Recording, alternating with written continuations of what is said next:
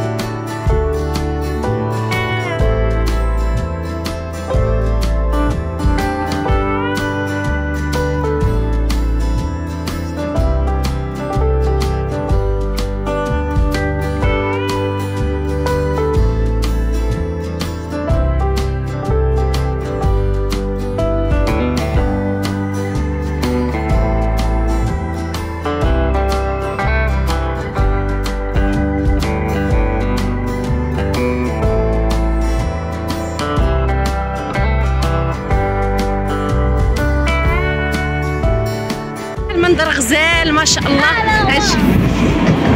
عرفتوا الترام دايز وادم غادي لي للسكه ديال الترام. اش غنقول لكم زعما والله ما خلاني. هانتوما شوفوا هذا المشاغب هذا راه ما بغاش يزكى. شوفوا انا خايفه عليه حيت اول مره غنجي لهنا، خايفه بزاف، ولكن هو ما حاش بالخوف ديالي، هو باغي يجري ويلعب وما حاش بالمرض اللي هو فيه.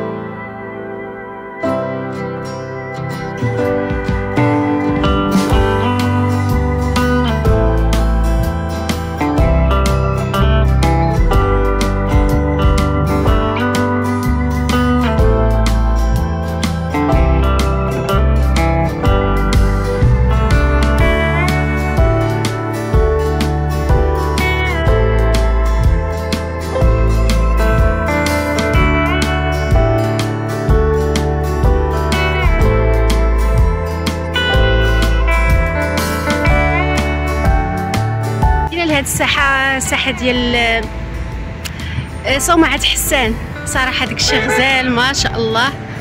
صراحه داكشي فن ما عمرني قلت لكم، ما عمرني جيت ليه، وجيت جات الفرصه جبت ولدي لينا عند الطبيب، وهذا قلت ارا نخرجوا شويه نتساراو شويه وصافي. المناظر صراحه خلاب صراحه مدينه الرباط.